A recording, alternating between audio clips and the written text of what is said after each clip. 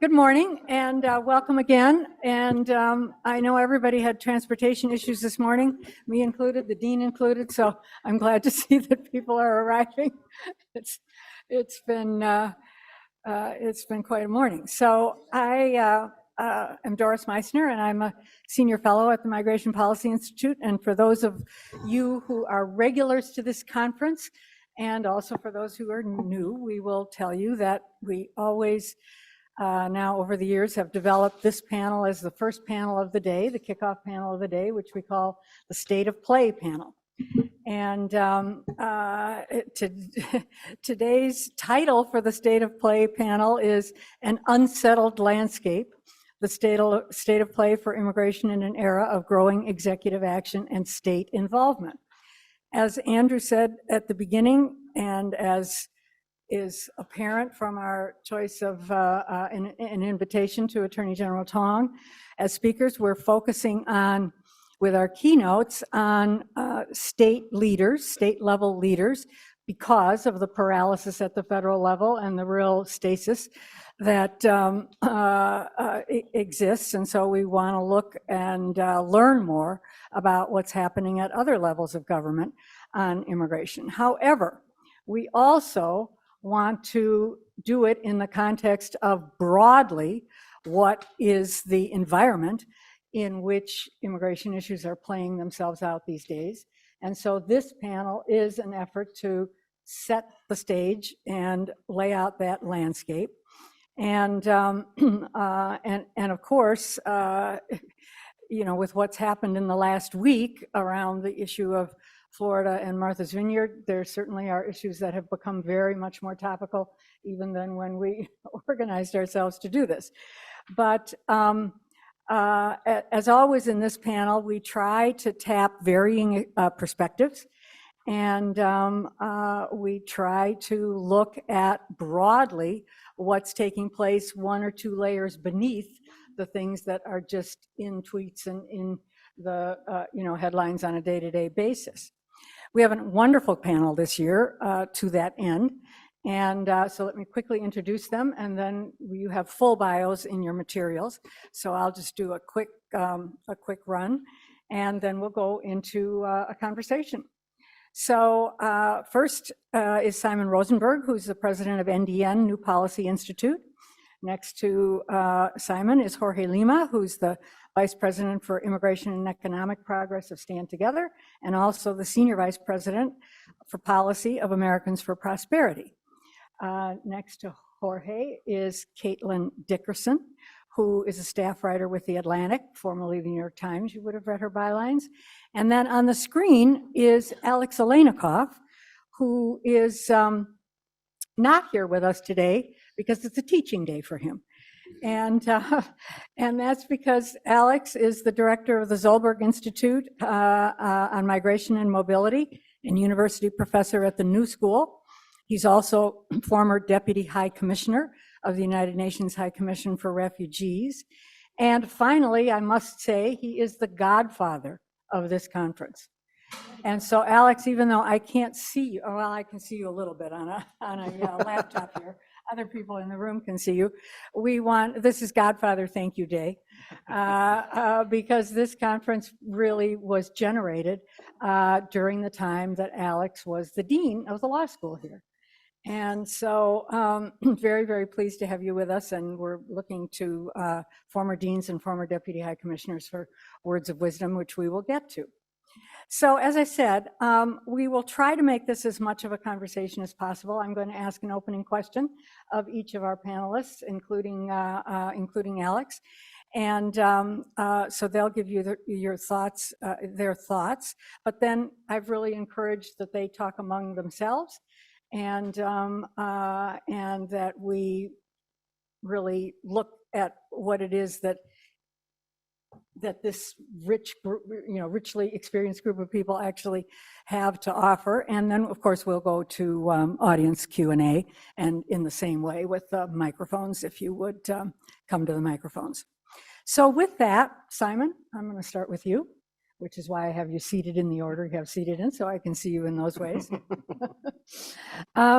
So we know, of course, that the election of President Biden represented as stark a change on immigration policy and thinking as any that we would have known in recent memory.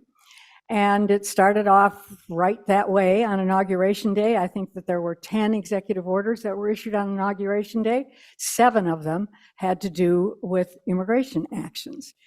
And since then, there have been hundreds of immigration actions that have been taken by the Biden administration. You know, the Migration Policy Institute keeps a close count of these. Our count now is up to 460 actions in the first year and a half. The entire Trump administration issued 472 immigration actions, and we viewed them as the most activist immigration presidency ever. So Biden is already, close to outpacing within the first 2 years.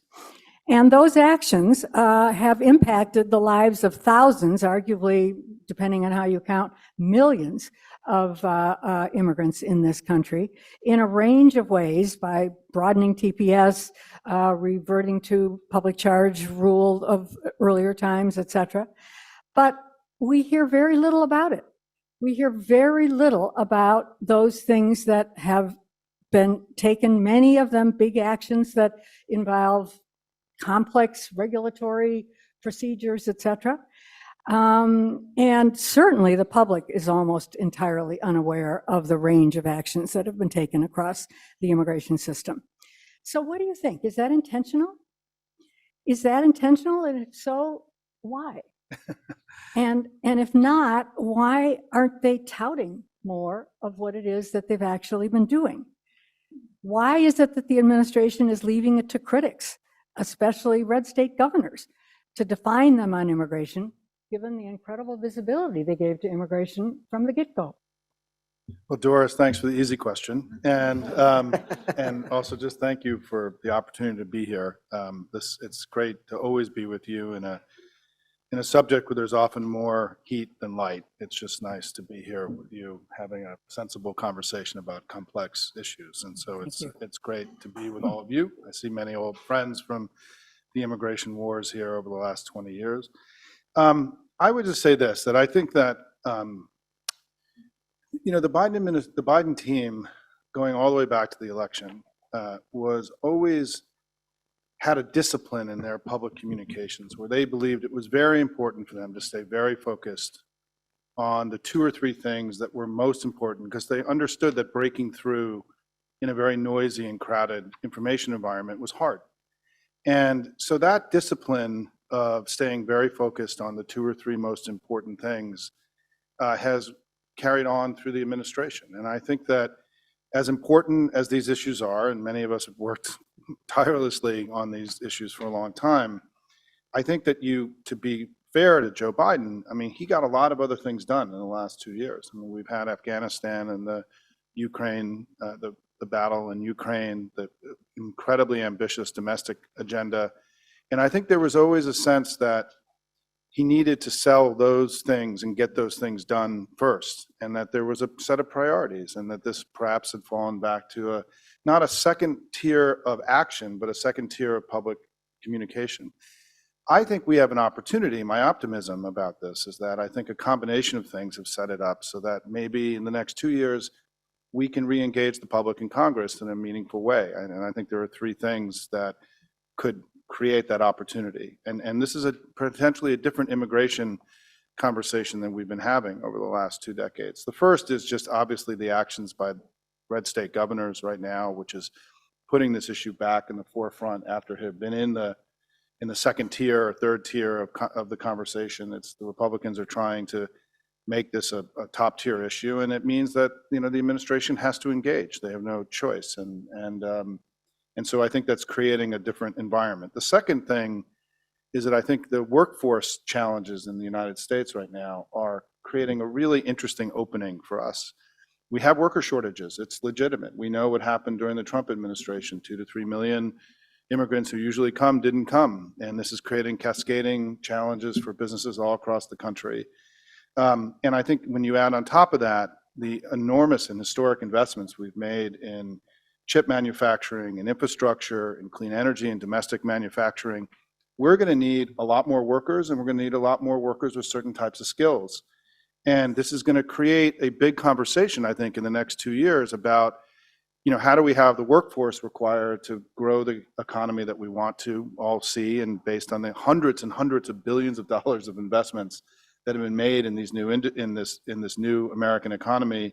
And I think within that, the immigration community can really be aggressive and be on offense about legalizing the 11 million that are already here, about regularizing the legal flow of workers and creating some kind of, because I think the business community is going to demand it. I mean, the worker shortage, because either for Democrats who've been so focused on onshoring and bringing workers back into the United States, if there really is an ongoing now worker shortage for the next 5 to 10 years, that's going to obviously incentivize global corporations to move operations overseas, which is the exact opposite thing that we want as Democrats. So I think that's going to be an opportunity to re-engage. And then obviously the news this morning that we got about the change in the flow to the border, where now we're seeing the majority of people who were encountered, I still have to learn the new terminology, came from Cuba, Nicaragua, Venezuela, failed communist regimes,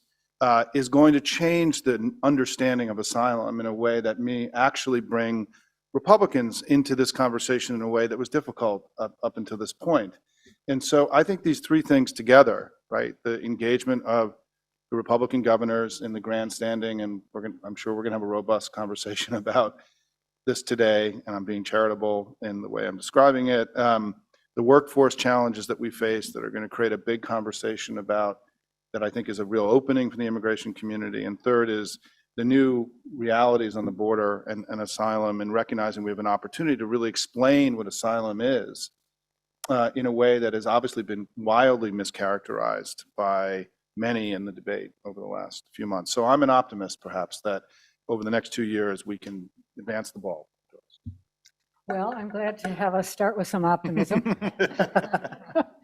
because I'm going to go to you, Jorge, and ask about the pessimism that exists on the right side of the center in our political system. I mean, we know that there are deep, deep divisions, right of center, and as between the Trump followers and the traditional conservatives that are rooted in business and in free market thinking and employers and workers in the way that Simon has referenced.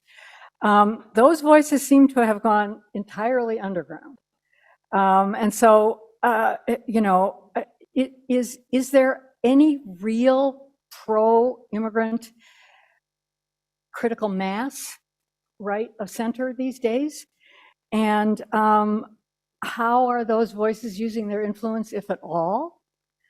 And are there behind the scenes efforts? I mean, I don't expect you to detail them because they're behind the scenes, but at the same time, are there behind the scenes efforts that give you any reason to believe that Republican voices would emerge again, that would make it possible to see the optimism that Simon just talked about? What would it take to get there? So I will start the same way that Simon did, and thank everybody for coming here. And I'm going to ride his coattails a little bit on the optimism. I've been criticized as being an optimist, but I will continue to be one moving forward. But thank you to MPI, Doris, and Georgetown for allowing us to have this conversation. And like Simon said, it's great to see so many familiar faces and even new faces as we continue to have this conversation, important conversation on immigration. I think there's a lot of opportunity, and I see a lot of similarities in this question with the first question, in that the voices have not gone underground. They are there, they are saying things, they are doing things. They are, of course, I think being pushed out or crowded out from the big stories and a lot of the media attention, which tends to gravitate to some of the more kind of extreme voices. But I mean, I'm not at risk of disclosing any secret backdoor deals, because we're doing all of that in real time and totally transparent. The thing is, it just doesn't get a lot of the attention that's happening there. But those voices, and I think a lot of the opportunities that Simon outlined, are the same opportunities that even those within the right of center who see the immigration conversation and issue as an important one are having, right? We're talking about perhaps changing the conversation, which is something that I think it's been hard for the immigration movement to do, like have a different type of conversation.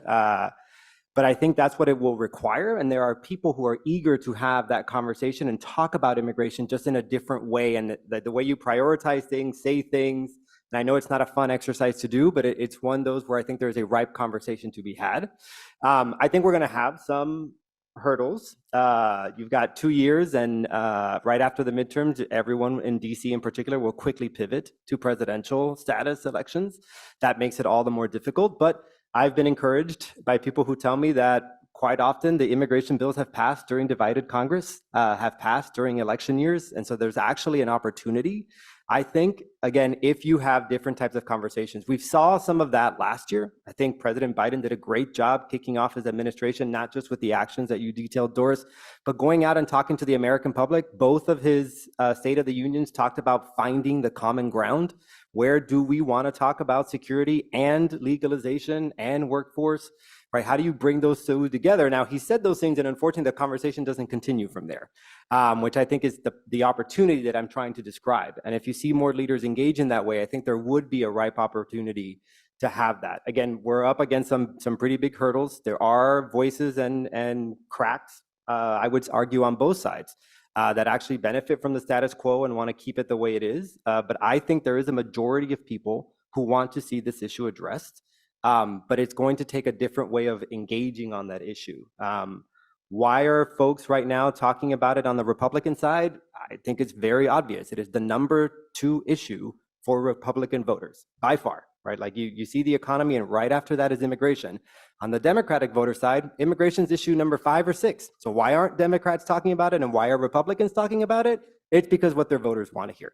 And I think we have to figure out how do we engage there and have a different type of conversation.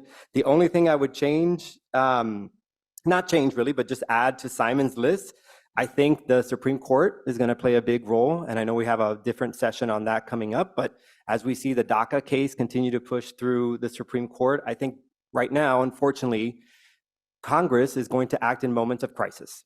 And I think the question for us as a movement is to figure out how are we going to be ready at that crisis moment to make sure that we can grab something. It may not look perfect.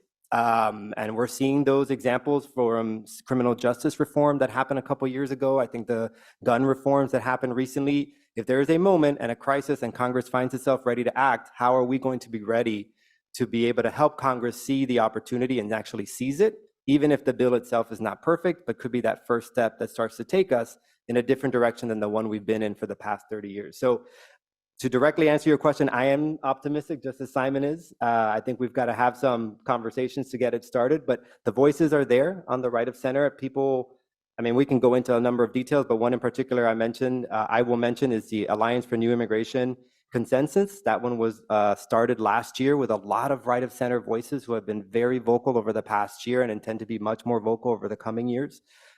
You've got groups like the Council on National Security and Immigration. Those are enforcement officials from the Trump and Bush administration who have been talking about border security and immigration and the importance of how you can get those things accomplished. And so the voices are there. They're just not getting the kind of media market share that you would expect to see. Again, similar to, I think, your first question. Okay, you've mentioned a number of things that I think we would love to come back to, but I'm going to go this first round before before coming back to them. And let me widen the set of topics here to Alex next, because looking outward, another striking feature of what's happened in the past year and continues to happen in the immigration picture has been significant increases in humanitarian flows. We've seen dramatic efforts to assist Afghans and Ukrainians, especially by European countries, but the United States certainly has been a player as well. The U.S. has admitted tens of thousands that have escaped these conflicts, and through a combination of innovative measures, some of which are fairly new and that have broad public and political support, somewhat different from what has been the case in the past with humanitarian flows. But at the same time, we're admitting absolutely rock bottom numbers of refugees through our established 1980 Refugee Act system. So you know, you're a scholar of these issues, Alex, and you've had so much experience with it over different eras of refugee work and humanitarian flows. What are your takeaways from what's happened in the last year and what you see happening on the ground? Are we seeing promising new solutions for providing protection, or are we really going back to an era of nationality-specific kinds of programs and responses on admitting refugees? Is the 1980 Act still relevant? Is it? Can it be saved given what's happened to it over the recent years and is continuing to be pretty disappointing results? So give us your ideas. What's your ideas of the humanitarian and refugee landscape at this point, especially when border control is so much top of mind in all debates in all of our countries that are part of the refugee regime? Yeah, thanks, Doris, and hello to the panel and to people there. I fear that I am some giant picture on that screen that I remember in that big room, kind of looking down on all of you. I hope that's not the case, but I fear it is the case. In any event, happy to talk about these issues. A couple of things, and it's a good question. There's some good news coming out of what we've seen recently. First of all, we've learned that welcoming many people is not an issue of capacity for the global north, for Europe, or for the United States.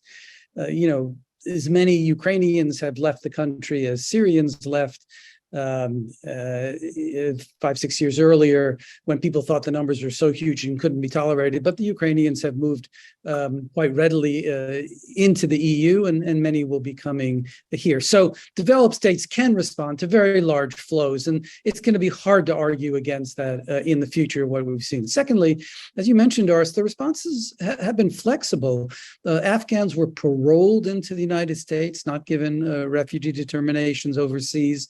The EU, for the first time, invoked its temporary protection directive, which gave pretty close to refugee status to the Ukrainians who entered the EU, and they let them choose their place of residence, which was a new move for the EU.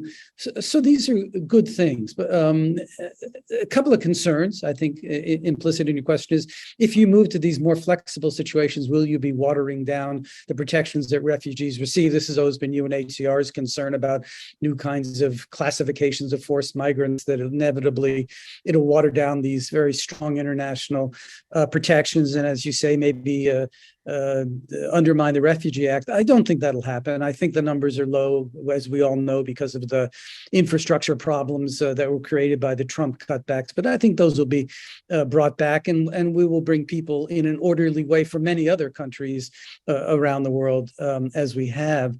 But in some ways, we do need to move beyond the Refugee Act and the refugee definition, because although the Ukrainian flow and the Afghan flow can be fit into classic kind of refugee terms, right? One was a regime change, the other was a foreign invasion.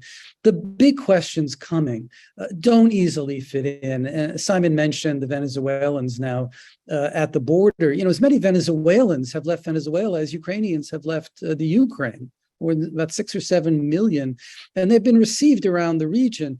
But they have a tough time actually showing they come within the refugee definition. But most people think they're definitely entitled to some kind of humanitarian relief. Secondly, climate migrants, or economic migrants. Some people call them climate refugees. I think the numbers here are dramatically overstated, actually. But nonetheless, there will be many people leaving their homes because of climate, and some of them will come over international borders. They don't fit, for the most part, the refugee definition. So we've got these large groups of people that we think are entitled to humanitarian protection that we're going to have to come up with some new strategies for. And it may be that the flexibility we see for the Afghans and the Ukrainians in the EU might paint the way. Could we imagine TPS, temporary protected status in the United States, not just being a prohibition on return, but also a form of admission for people who are moving because of climate? The State Department asked for views on this early in the Biden administration, but did not carry through on recommending this kind of change. But there are other kinds of ways that we can move forward. But so I guess what I'm saying is, in conclusion here, is we have seen the welcome of large numbers of people. They could have come in through the Refugee Act. They came in a more flexible way. I think the Refugee Act will stick around, but I think what's happening in terms of forced migration around the world is going to force a rethinking of the fundamental definition of who we protect and how we protect them. Okay, that's a lot of threads to be thinking about in terms of future policymaking and aligning better with what some of the issues are that we see out there in the humanitarian space. Caitlin, finally to the press and journalism, which is, of course, an essential part of how a democracy, how people understand information, what's happening, et cetera, et cetera.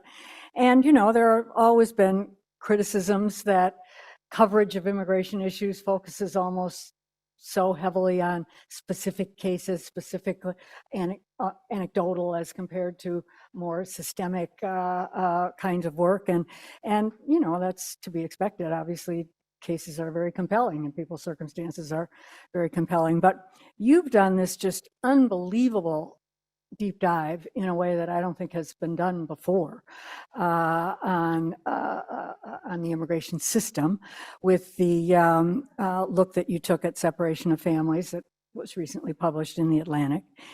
And so I want to hear you reflect a little bit about what you draw out of that work, because if there are any agencies and any parts of government that are completely in whiplash situations over the years, it is the immigration agencies and the immigration enforcement agencies.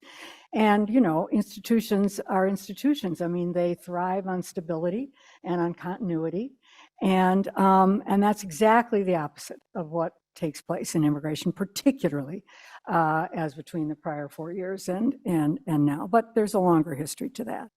So what, you know, having looked now so carefully at the way in which the separation of families issue unfolded in the last administration, and certainly the last administration was not entirely typical, but nonetheless, that's what bureaucracies are there for. They're there to provide that underpinning and that stability to wild swings.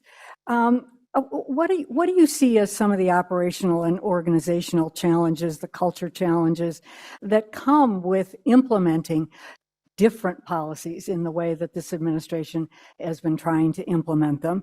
And you know, where do you see them being somewhat successful? Where do you see them failing?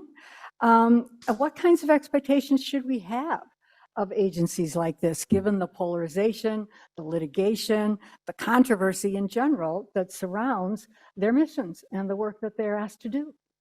Sure. Thank you, Doris. I want to begin, as the others did, by saying thank you for having me, and to the Migration Policy Institute and the Georgetown Law Center. I'm very happy, as the other panelists are, to be able to have the conversation today.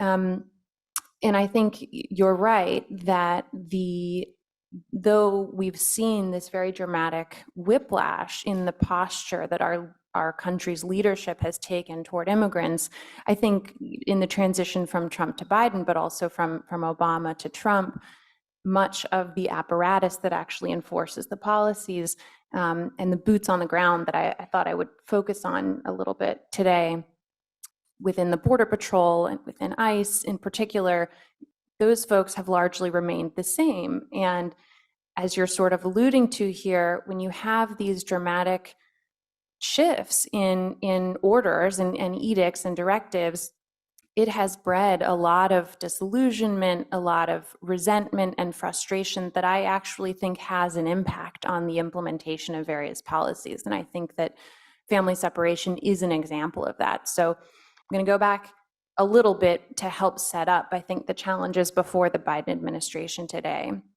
I think we have to remember that in the transition from the Obama administration into the Trump administration, I did a lot of reporting interviewing officials who'd spent a long time working on these issues, frontline workers, but also local leadership within ICE and within the Border Patrol, folks who have a lot of autonomy and a lot of influence, again, over how policies are implemented on a daily basis. And there was so much frustration. There was so much of this feeling. I almost felt like I was hearing verbatim quotes repeated over and over that, I am a law enforcement officer and I took an oath to enforce the law. And rather than being allowed to do that, I'm getting memos and directives that feel informal, that are asking me to not actually do what I signed up to do. And, you can debate that emotion, you can debate that feeling, but again, it just impacts the way that policies are implemented and the way that policy changes and ideas like this idea to separate families are ultimately received. And so in the transition to the Trump administration, I remember at the New York Times, I worked very soon after that transition on a front page story I wrote with several colleagues where we kind of went around the country and talked to local leadership within, again, Border Patrol and ICE. And I think the headline was some version of a quote that we heard from someone in local leadership who said, the cuffs are off, and we finally get to do what we have wanted to do for so long, because these administrative forms of guidance, that said, you must deprioritize families for enforcement measures, or you must get permission before separating a family or before arresting someone who's particularly vulnerable. All of that administrative guidance, the work around the edges that the Obama administration did, in particular in the last couple of years, to pull back, those rules went away, and there was this great enthusiasm, and I think actually a kind of a rebound effect or a backlash, kind of whatever you want to call it. There was a predisposition to look at families seeking asylum, focusing now on the border in particular, as a very real threat. And I saw that in a lot of the documents that I reviewed for my story. Again, guidance that went out locally after family separations became public and the official directive was made that said, to boots on the ground within the Border Patrol, we can't let these, dangerous criminals get away with breaking the law any longer just because they've been, they've got children with them. And so you have this kind of mood that was receptive to this idea to go ahead and separate families. And just to fast forward to today, again, now you've got President Biden leading these agencies, and I think we're back in a real period of disillusionment that makes a difference. One longtime source in the Border Patrol who's seen all these transitions often starts our phone calls by saying it's Groundhog Day.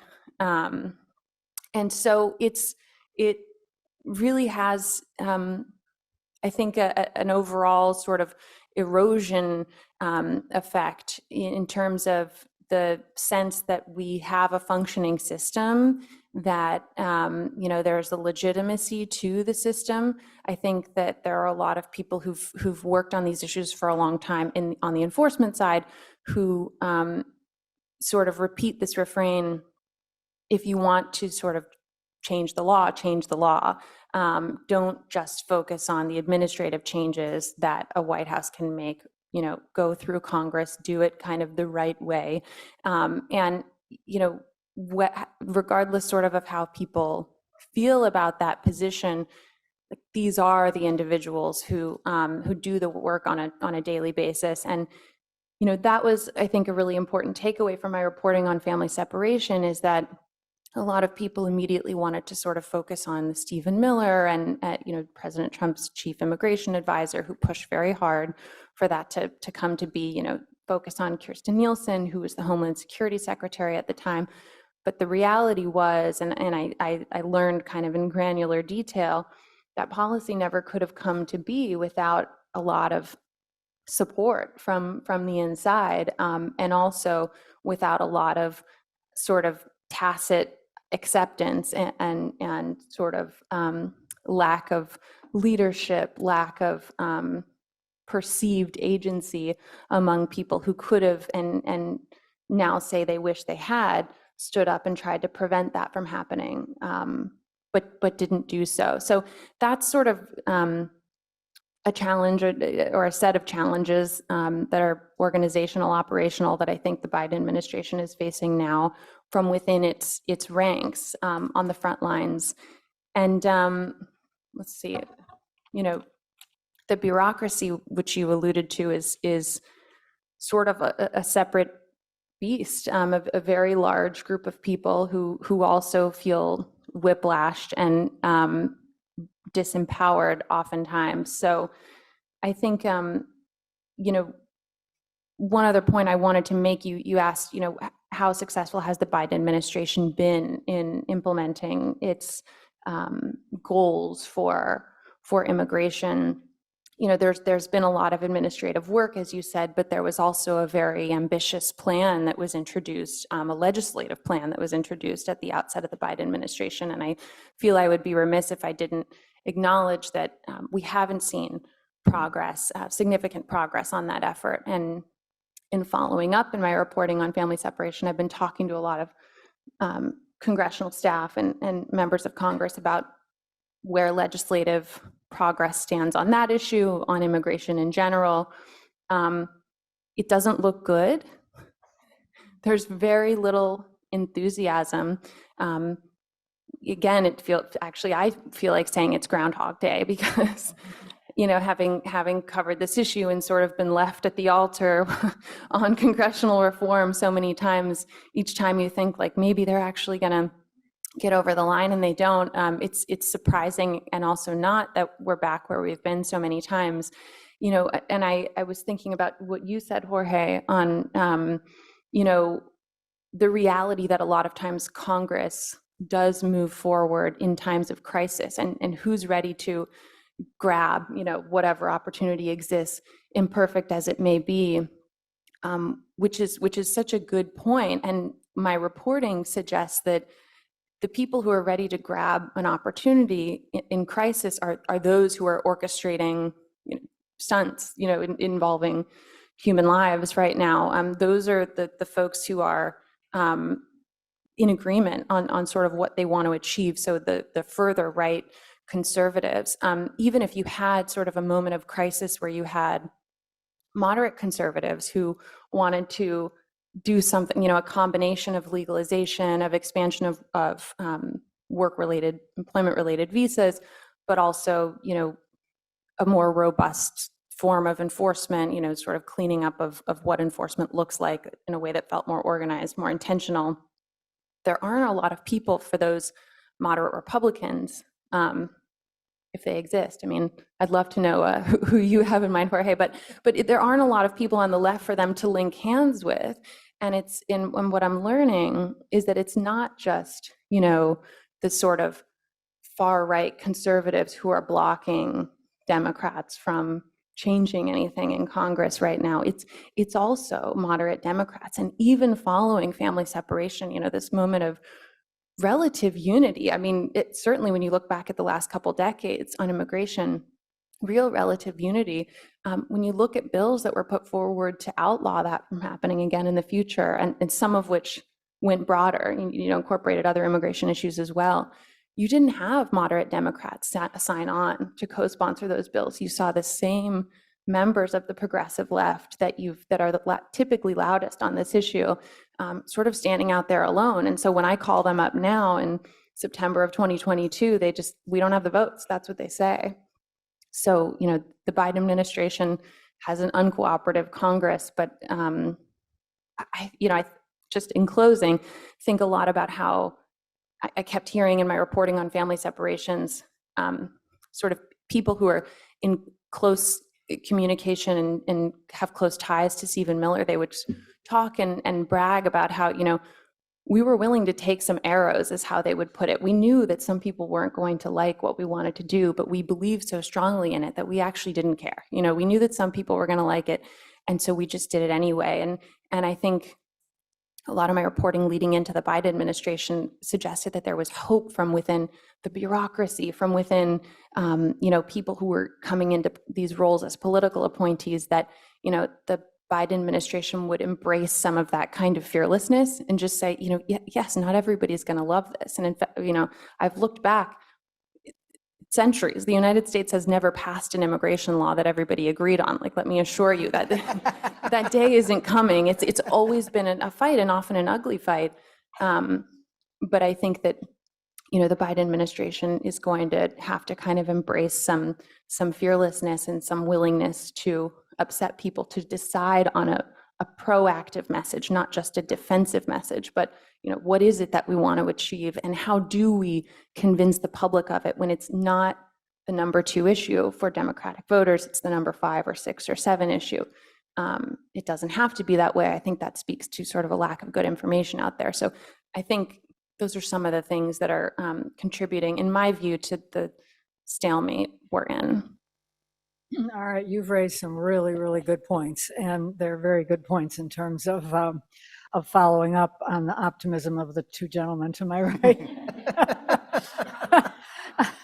So I'll ask you, but if either of you would like to react to what Caitlin has said, in terms of your optimistic view of things, what do you mean, Jorge, by changing the conversation? I mean, this is clearly, what Caitlin's talking about is, if nothing else, there is a serious disconnect between our elected officials in Congress and the kind of people you're talking about that are having conversations. So right there is how to bridge that divide, and how, if that's a reasonable proposition. Similarly, Simon, you're the possibility of after the midterms, something perhaps happening depends hugely on what happens in the midterms, right? Mm-hmm. So let's unpack that a little bit. So many thoughts in my head as I'm hearing all the remarks. I'll try to pick the ones that I thought that were the most relevant, but I'll start with what Caitlin said that I think makes a lot of sense, but it's worth repeating. So if you think about when folks act in crisis, who's the most ready? It's those who just want to oppose. Like, if your position is just to oppose anything, it is very easy. You have your statement written, you have your tweet written, no matter what comes at you. I think all of us, and I enjoy this richness, but all of us who are trying to actually find a better way forward, we have to read the thing before we react. Then we have debates with each other. Wait, did you think of this? And listen, I studied here. I love debating. But it does take a different type of approach if we're going to meet the moment, because if not, then the folks who react first, who get to be the loudest, are going to continue to win, right? And we have to figure out, so that's what I mean by changing the debate. Right now, many of you here who've been fighting this good fight for so many years know the moment an idea is put out there, like, it is just picked apart. We spend the first part of our conversations just talking about how the bad things are bad, as opposed to trying to find the common ground, find the thing that ties it together, and kind of at least hold our noses for a little bit to see if the good things can get through. And now I'm not saying we have to ignore that. I think if there's bad things, we have to call out bad things, right? But when we when we know that the American public, and it's not just Republicans, even though I talk about, I mentioned how Republican voters are the intensity around immigration is higher for them. But poll after poll continues to show that the majority of Americans are concerned about the security that's happening at the border. And for too long, I think I'll speak for myself, but I think there's many of us in this room and in the movement who would agree, we kind of avoided that conversation. And we allowed other people to define what security meant. Now, some of us don't even want to talk about security. And I think that that's wrong. I think there's a huge opportunity for us to actually start to define what security is in a productive way, and let people who are concerned about security have a space for them to talk and connect them to actual border security solutions. Both sides have been pro-security for many, many years. Even the Biden administration right now is doing things at the border. I don't understand why they're not negotiating that to get something better out of Congress versus just going at it by themselves. But that's what I mean by changing the conversation, and I think Simon hit it as well. I mean, when we're talking about labor, there is a bill called the Farm Worker Modernization Act right now. Food prices are soaring. I think there's an opportunity to talk to the American public about that labor situation. And you have a bill, maybe not the first one any of us would individually select, but you have a bill that has a balance of legalization, workforce visa reform, and enforcement.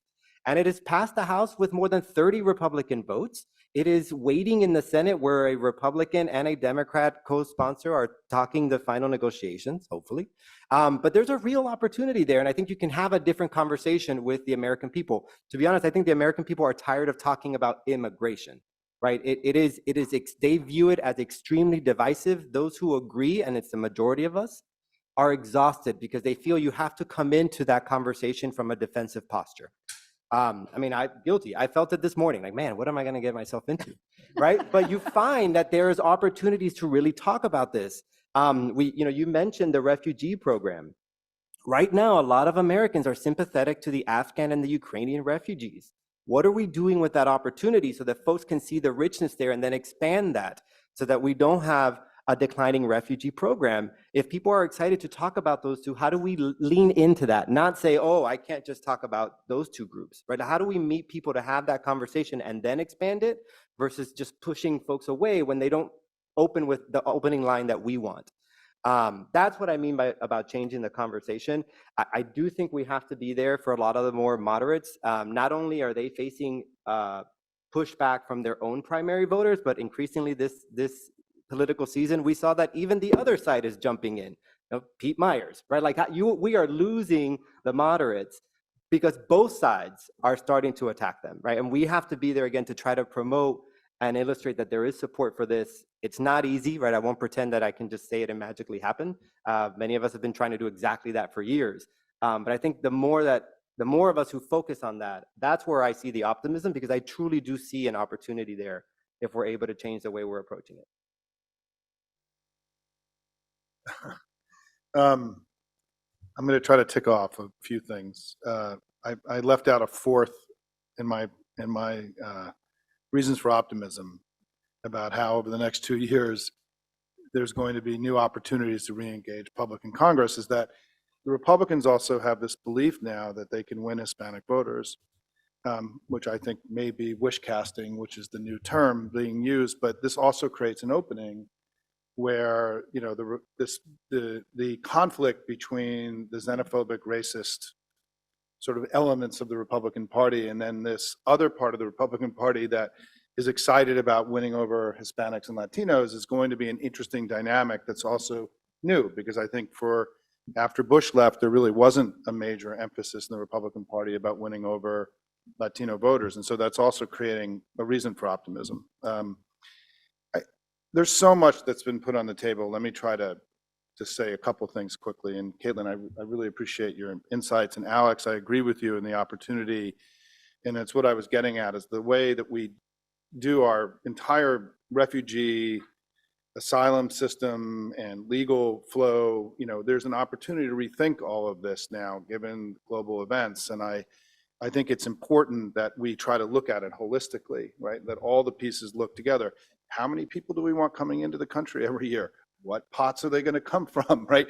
If we're going to have more refugees and asylum seekers, does that mean there are less people coming through the traditional legal immigration system? These are all areas of enormous opportunity, I think, for us, because it is a crisis and we have to address it. The current system is cracking under what's happening and may crack we could see heightened flows of migrants to the border for decades, right? And what are we gonna do about it? So this is a new reality that I think creates an opening for us to have a sensible conversation.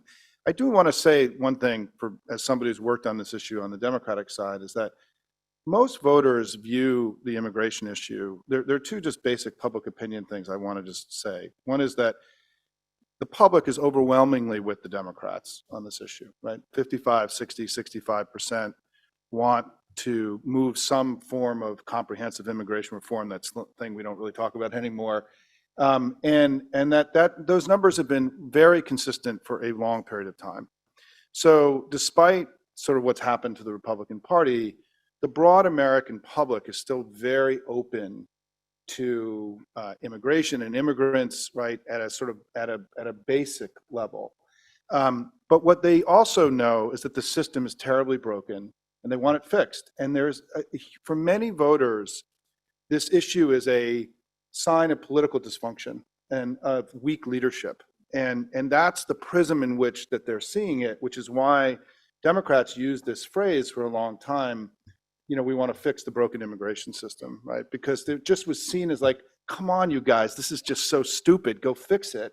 And it's why I think Democrats in the last 2 years backed off a little bit, because, in 2013, the first group to introduce the House version of the Senate bill were the New Democrats, the largest group of moderates in the House, a group that I founded in 1996. We've been leaders on these issues, and there's no question that in the last 2 years, there's been a little bit of a pulling back among moderate Democrats, but because they didn't really have anything to be for, right? There wasn't an affirmative agenda. It wasn't clear, and so it was all defense. And so it was defense and we were losing, so let's do other things, right? I don't think there's been I think we have a re-education effort to do with many of the newly elected Democrats who've been elected in recent years about the opportunities for this issue, the issue for the, in the coming years, which is why I think this was very particular to the moment where the Biden presidency started sort of stumbling on the strong leader, weak leader dimension, where Afghanistan, the sense that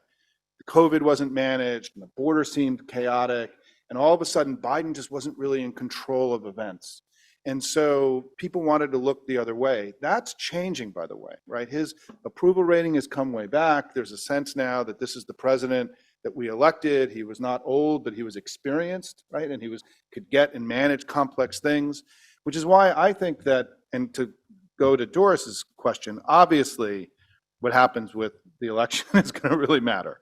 I mean, the 2 Senate bills that were passed were blocked by House Republicans over the last 15 years. We should expect no sensible, meaningful action, I think, or it'd be hard to imagine if Kevin McCarthy is the leader in the House. And so obviously, if we want immigration progress, we're going to need to keep Democrats in power. I think, or the most likely scenario is if Democrats stay in control of the House and Senate, and that Biden, now having achieved enormous parts of his agenda, now has opportunities to go into other parts of his agenda that he didn't get to work on, including, as Caitlin mentioned, this is an area where there actually was a lot of intellectual work done, and there was a lot of the basis for some kind of aggressive, but it only really happens, I think, if we keep both chambers. And I think that that's very much possible. And hopefully for those of us who care about this issue, that would be the right outcome of the election. Because the Republicans in the House just have a stronger history of opposition than the Senate Republicans do. And I just can't imagine that Kevin McCarthy would be, in his first 2 years as leader, would be interested in moving some kind of sensible immigration package. I could be wrong. I'm being optimistic today. But I think it's not really likely. I mean, I don't disagree that there's definitely hurdles, but I do worry. I mean, going back to the comment about Groundhog Day, we have heard time and time again that if one party has full control, it will get done. And that has failed. When the Democrats had full control now twice, when the Republicans had full control, neither party on its own is going to get this done. I think there really needs to be a group that understands that you must work with the other side to get the imperfect bill, because if not, we're just going to be in the cycle. And I worry that the more we keep going back to like, well, if one party had control, then it'll happen. The division, what we have seen change is the division does start to get wider. And that's my concern. I won't negate, right, the hurdles that exist and the opposition that we're probably going to see are already seeing from many members in the House, but I just worry that the solution to that is a full party control of Congress, because I just haven't seen it work in the past. And to your point earlier about Hispanic voters, I couldn't agree more. I would just say, I mean, that's a whole other session. I don't think either party should take the Latino vote for granted. They are not single issue voters. You really have to go out and earn that vote, and either party who ignores that just does it at its own peril. We're talking here again in terms of broad reform. We're not using the words comprehensive immigration reform anymore. That's CIR's essay. But nonetheless, we all know that in terms of the brokenness of the system, it's a big set of things. And then when you get to the things that Alex talked about, if we really were to be redesigning, the humanitarian system, which has been arguably the only part of the system until quite recently that actually was working. Yeah. And the 1980 Act was an act that has flexibility in it as compared to everything else in our immigration statutes.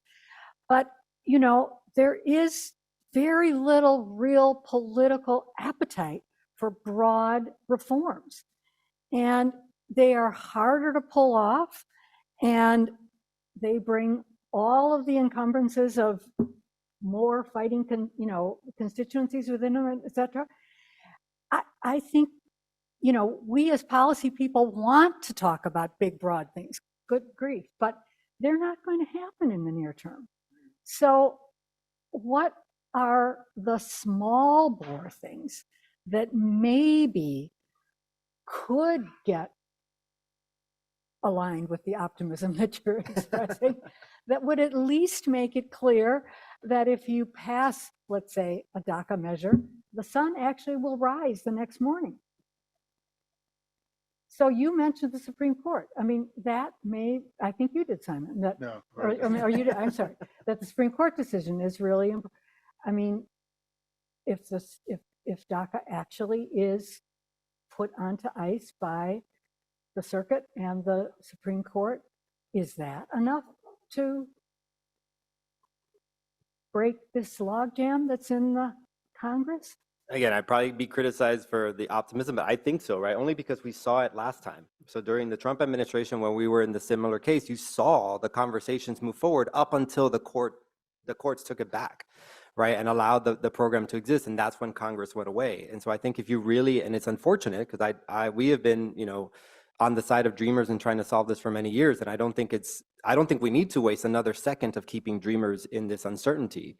But if I'm talking realistically around what I expect from Congress, I do think if you see a Supreme Court case declare DACA unconstitutional, and I know by some estimates that's about I think 1,000 dreamers a day are going to start losing their work permits. Those, I mean, in a tight labor market, again, there's this opportunity to talk about labor. Are we really going to take 700,000 people out of the labor force when those are teachers and healthcare workers and all of that? I think that Congress is going to find itself in a difficult situation. The question then becomes, what do you do at that moment, right? What kind of DACA or dreamer package could be put together? We saw something, again, come close. We saw the Rounds-King-Collins bill get very close in the Senate, and I think that starts to draw some opportunity or you know, blueprint of what we think could be realistic. And you pair the legalization with some sort of enforcement measures, and I think there's something at least to start a conversation there. And so I think that, or again, I think the more we see, again, to me, I see a huge opportunity on the border because I don't think you can just talk about it and ignore it. The American public is going to demand some sort of solution, whether it's because they are frustrated with the security aspect or they're frustrated with the humanitarian crisis that it's creating.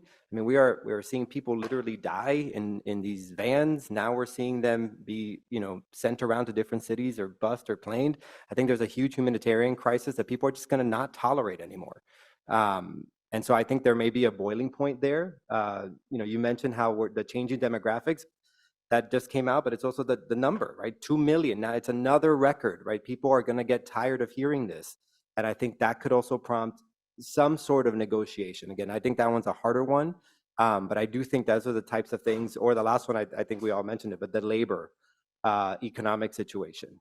I think that you're going to get to a point where the American public are going to see the immigration issue in a different light. It's not this program that doesn't happen to me and it's just about other people. It is directly impacting their sense of security, their position in the economy. And I think that's where you see the opportunities for Congress. I think it'll be very hard. And with absent those things, I don't foresee a lot of congressional action on immigration, but I think some of those may spark and we should be ready for that. Okay, we need to go to Q&A now. And so for people, or we'd like to go to Q&A now.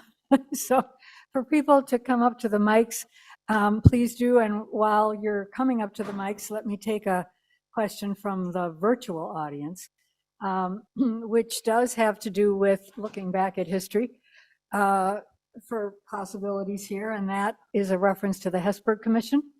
And then to the time it took Congress, of course, to act on the Hesburgh Commission recommendations, but nonetheless split it into two, and that's still the most recent changes we've had in 1986 and in 1990. And so the question is, should we be going back to a commission model as a way of starting to re-educate the public and put some ideas out there and begin to pull people together in a more long-term way? Go ahead, Caitlin. I think anything that gets both the moderate elements of both parties and the more passionate sides of both parties, I don't want to necessarily say extreme, but that gets a varied group in the room to talk about, in a real way, the issues is a good idea. Because again, my reporting suggests there's a real lack of communication. You call up the progressives and ask what's going on with immigration, and the moderate Dems aren't calling us back. And then you call up the moderate Republicans and it's just like nobody's calling us back. And then you have the further right Republicans, and they're just making all the calls, and sending all the emails and making all the noise. So the other potential upside, I don't want to sound too naive, because I don't know that a commission is really going to change things one way or the other. But the other thing that I like about it is that today you would have really smart academics, really smart, knowledgeable people, testifying and providing insight and talking about, having a fact-based discussion. What you would hope would begin to influence what then comes, down, what politicians begin to say to their constituents. And relatedly, but also in connection to what we were just discussing, DACA-specific legislation, I can imagine some potential outcomes from a DACA-specific piece of legislation. Perhaps that opens the door to, again, the idea that the sun rises again the next morning. It's okay to peel specific issues away and if it means making some progress on immigration. There are also, of course, risks associated with breaking the issue apart. But I think one of the things that Congress is up against, and some members of Congress are taking advantage of and exploiting, and some members of Congress are very intimidated by, and so they just shirk away, and something that perhaps a commission could help, change, is that, right, Americans, I think, actually often are overwhelmed by the topic of immigration. So are news consumers, which is why, Doris, as you said, you often see news coverage that focuses on anecdotes, because it's something that people can understand and can identify with. When you have this big, broad topic that I think more than anything is associated with this notion of other, it becomes really difficult to get motivated and excited about it when you feel like you live in a country that's dealing with so many other intractable issues. How could I possibly think about other people? Whereas if Congress took an approach that was a more evidence-based, and that was perhaps more sort of broken apart into different issue areas, you could perhaps see enthusiasm that could build around not, immigration reform, but worker shortages, or not immigration reform, but humanitarian policy, things that people actually do feel strongly about, do agree with, do want to change, do see how, these issues impact their lives. It's like the broad topic just scares people away on both sides. And so perhaps, again, a group that is more than bipartisan, really, because you have these four groups, the moderates and then the more extreme on both sides, each in their own way preventing movement, a group that brought them together with experts who are sort of explaining, going beyond euphemism, going beyond just sort of gut feeling, and providing some evidence, I think could be really helpful. And this is just a quick kind of aside or a brief note. Jorge, you've been talking about security, which is something that, again, Americans consistently say they're very concerned about. And I think that Congress has a responsibility as to journalists to unpack that a little bit, because I've been involved in conversations, interviewed on television or a panel discussion like this where there's a question about security, and then, an image of a bunch of families at the border, and that's sort of what's concerning Americans about security. And it's very misleading and confusing. So, I looked at, in my story on family separations, how you have this idea of prevention by deterrence, which culminates in pulling families apart, but that's predicated on this idea that you have to implement consequences to discourage migration, to prevent terrorism. There is no evidence that cracking down on asylum-seeking families is actually making the country more secure. I mean, I had lots of interviews with Border Patrol officials who feel really strongly about the threat within the mix. And it's not that we're concerned about the asylum-seeking families; it's who could be hiding among them. And so, I read reports. I asked for evidence. I did lots of interviews. I said, point me to the threat within the mix. Point me to all of the national security incidents that we have prevented by cracking down on, families on the southern border, and there are not any. So that's, that falls to Congress. That falls again to journalists to help the American public understand that, well, it is very legitimate to be concerned about national security, for anybody who wants to feel safe. It might not have as strong a connection as some people think to, our humanitarian policy. I mean, they're two different issues, and certainly, more experts, not just me, should be part of this discussion. But that's perhaps also why I think a commission couldn't hurt. Okay. I'm going to go to the two questions, and I'm going to ask you to each ask your question, and then we will field them as the closeout for this session. So start over here. Do you want to come over here? I think it's on. Just get close to it. It relates to unaccompanied children. I think that's part of the conversation that perhaps isn't happening. In 2021, there was a 76% increase of unaccompanied children crossing the border. And you have the governor of Texas and Florida delicensing foster care providers who provide foster care to the unaccompanied children. And they're with shutting down. And the Office of Refugee and Resettlement has just stopped working with transitional foster care, which is a humanitarian way of serving these minors. So my question is, how do we take that and make it part of the conversation as well? Because, there are family separations, but there was a 76% increase, 122,000 unaccompanied minors in 2021 from Guatemala, Honduras, and El Salvador. And so, I feel that the story isn't being told about what is happening to these children and to the providers, which is in the industry that I work in. And those children matter too, right?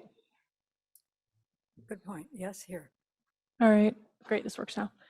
First of all, I wanted to thank you all for your excellent insights and contributions. This has been incredible to listen to. Mike back.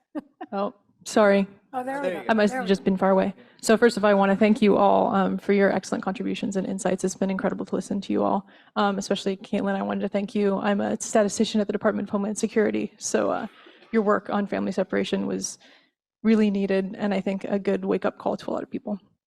My question actually has to do a little bit with the last question that was asked. It has to do with the intersection of personal stories on top of statistics. As a statistician, obviously, I'm actually part of the Office of Immigration Statistics, so I am intimately familiar with the border statistics and various other statistics with immigration. And at the same time, I understand that political science theory shows us that personal stories often engage people more and create more impact. So I wanted to ask you each, especially Caitlin, about the balance between trying to instigate change in immigration spheres with the balance of statistics, which show us, what actually might be going on, versus personal stories, which show us the importance of individual narratives, and balancing that, because as you alluded to earlier, Caitlin, a lot of times people will have opinions about what's going on, whether it's Border Patrol or immigrants, and those are very strong opinions and very moving opinions, but sometimes numbers show us that those things may not be happening in the way that people believe that they're happening. Thank you. All right, those are good closing questions. So I can turn back to you, to Caitlin, but before I do that, since you just explained it so wonderfully, would either of you like to comment on that, on either of those points? I'll just comment on the statistics versus story.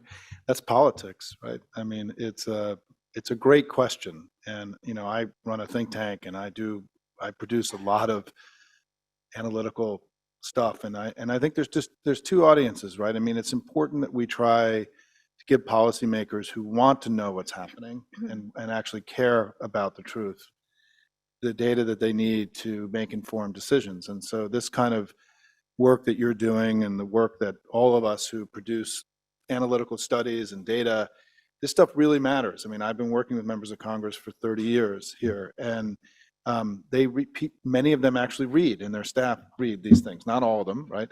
So I think being committed to creating baseline data that allows conversations to happen is still so important in a time of this fractured information environment that we live in. And so don't keep going. It really, I can tell you from being here for a long time, this stuff really, really matters to a small audience. But what you're talking about is politics. You know, I mean, my favorite statistic over the last year and a half is that there's been on the basic question of, do you think more jobs were created in 2021 than in 2020? And in 2020, America lost 3 million jobs, and in 2021, we created more jobs than any year in American history. So it's not a hard question, right? Only 30% of Americans think more jobs were created in 2021 than in 2020, and that's like a sky's blue, sky's red thing, right? And it is, so there are enormous challenges in the information environment that we're living in to manage this conversation. But I will say that many of the stories, I think we have to do a better job as advocates of using the stories, the human stories, in a more powerful, in a more offensive way, and as opposed to the way it's being used by the other side to put us on defense. And I think there are opportunities there. Alex, did you want to jump in on this?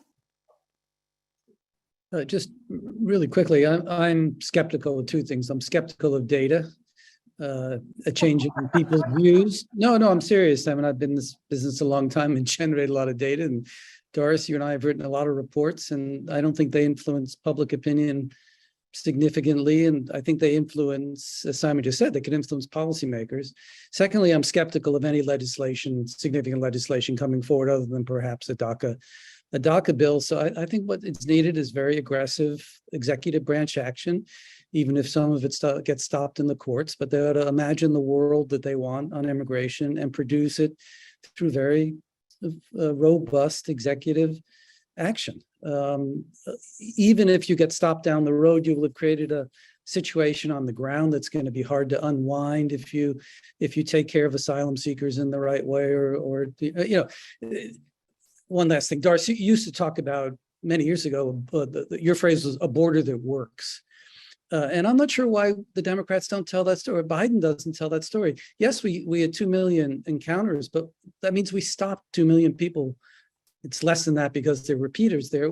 So the border is working in that sense. And we've let a bunch of people in, primarily coming, as Simon said, from Venezuela, Cuba, and Nicaragua, and that's a border that works. We're stopping who we should stop, and we're letting people in who we think are entitled to an asylum case, and stop apologizing about the numbers and flip them around. I mean, but anyway, just a couple of ideas. All right, well, those are ideas that will serve as our last word. And thank you very, very much. This was a very rich discussion and a lot of things to think about and takeaways. So I really appreciate everybody investing in it, and you in the audience for being here. We will take a break now. And so you actually may get up and stretch and move around, and we'll be back at 11:20.